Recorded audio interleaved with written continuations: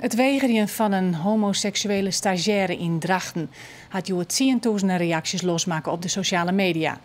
Bas van der Meer zoekt stagerinnen bij het landbouwmechanisatiebedrijf De Boer uit Drachten. De student wie ik was net meer welkom, doet het bedrijf erachter aan dat hij uitkomt van zijn geaardheid. Van der Meer is student aan de Hanse Hogeschool in Grains.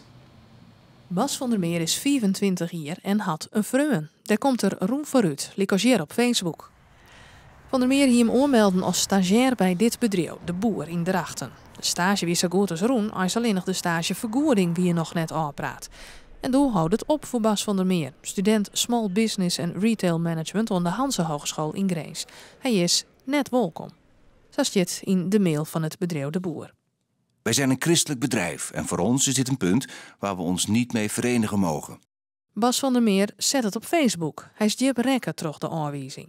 Een vriend hebben als man zijnde wordt anno 2015 blijkbaar nog niet door iedereen geaccepteerd. De mail die ik heb gekregen heeft mij diep geraakt. Vervolgens ruimt het reacties op Facebook. Belachelijk, wat een zielig bedrijf. Die eigenaar moet zich schamen. Het gaat om de kwaliteiten die je bezit en niet om je geaardheid. Bas van der Meer en directeur De Boer willen beide jood net reageren. Dus ik waarschuw je meer keer. Ja. Dus ik zoek me net maar. De Boer reageert gespannen op de aanwezigheid van Passen in de buurt van zijn zaak.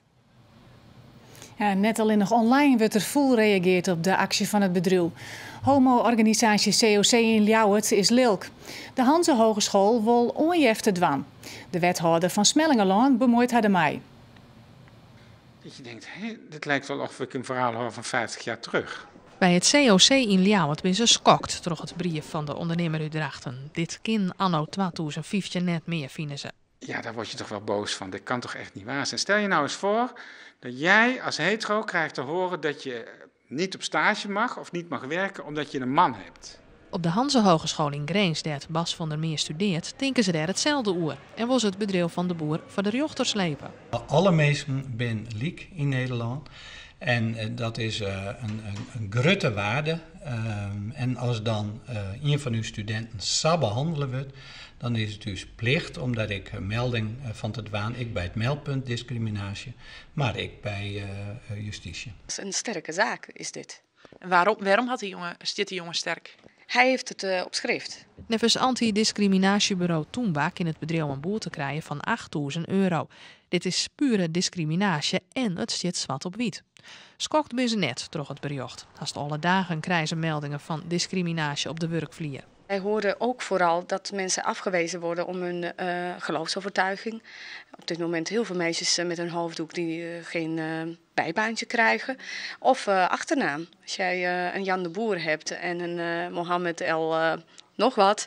Nou, reken maar dat Jan wordt uitgenodigd en Mohammed niet. En ik bij het gemeentehuis van Smellingelaan willen ze weten laten wat ze ervan vinden. Wij staan voor de inwoners van Smellingelaan en ik voor deze jongen, ongeacht zijn geaardheid, hij kans te hebben op een stageplek. Dus wappert de Rijnbogen vlaggen joet van het gemeentehuis en liet de politiek weten dat ze achter de student staan. Maar wordt het bedrijf nou net de hut onpakt? Wat ik vind wat je voor gaat, en dat is net in onderschatbaar nagelen, maar dat is pal achter onze inwoners staan, dat is type Jaan aan deze jongen. In zijn manier van leven, zijn geaardheid en volledig respect hebben voor dat we daar geen onderscheid in maken.